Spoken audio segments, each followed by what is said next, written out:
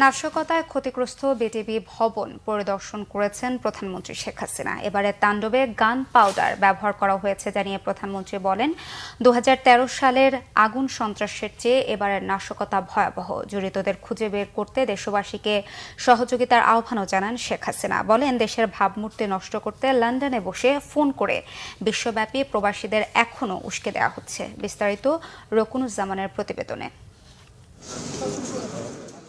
কোটা আন্দোলনের সময় দুর্বৃত্তদের তাণ্ডবে ক্ষতিগ্রস্ত বাংলাদেশ টেলিভিশন ভবন শুক্রবার সকালে পরিদর্শন করেন প্রধানমন্ত্রী শেখ হাসিনা। বিটিভির আর্কাইভ সহ ক্ষতিগ্রস্ত ভবনের বিভিন্ন অংশ ঘুরে দেখেন প্রধানমন্ত্রী। এ সময় প্রধানমন্ত্রী গত সপ্তাহে চলা নাশকতা তাণ্ডবের ভয়াবহতা তুলে ধরেন।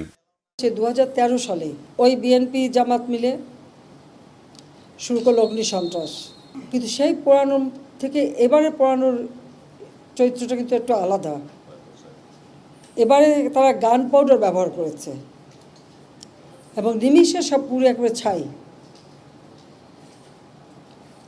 এবং সারা বাংলাদেশ থেকে এই সন্ত্রাসী এবং বিএনপি জামাত, বিশেষ করে শিবির, তারা ঢাকায় এসে ঢাকার ভিতরে ঢোকেনি, আশেপাশে থেকে এসে এইভাবে আক্রমণ করেছে ওই কোটা বিরোধী আন্দোলনের সূত্র ধরেই, যা মানুষের কাজে লাগে, মানুষের জীবনমান উন্নত করে, মানুষকে স্বস্তি দেয়।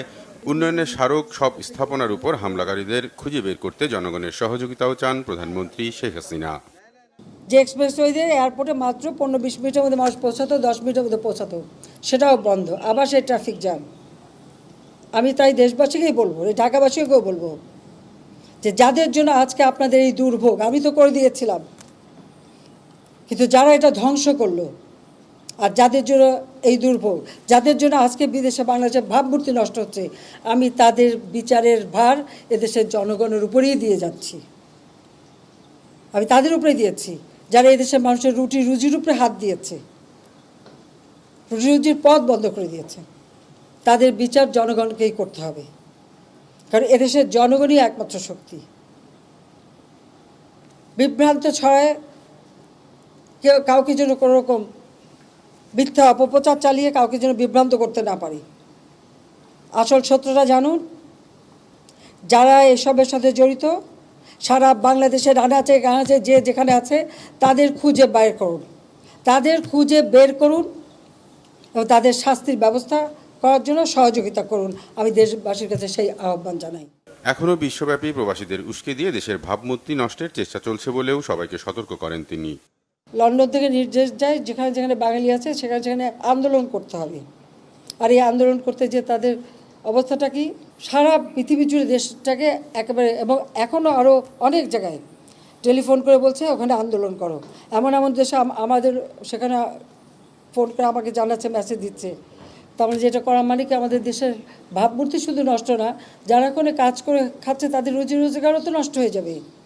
তো এখন এটা কিসের জন্য এই ধরনের আচরণ করা হচ্ছে, এটাই আমার প্রশ্ন।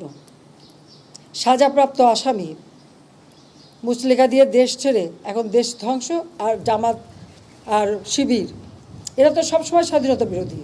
তার বক্তব্যকে বিকৃত করে আন্দোলনকে কিভাবে উস্কে দেওয়া হয়েছিল সে ব্যাখ্যা উঠে আসে প্রধানমন্ত্রীর কথায়।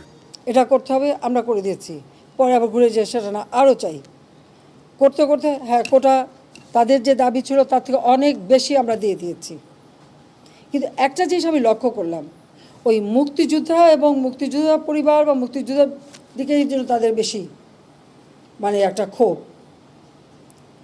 আমার একটা কথা নিয়ে তারা কিছু কতদিন প্রতিবাদ করলো। কী কথা বলেছিলাম আমি? আমার কথাটাকে বিকৃত করা হয়েছিল। রকুনুজ্জামান, বাংলাভিশন, ঢাকা।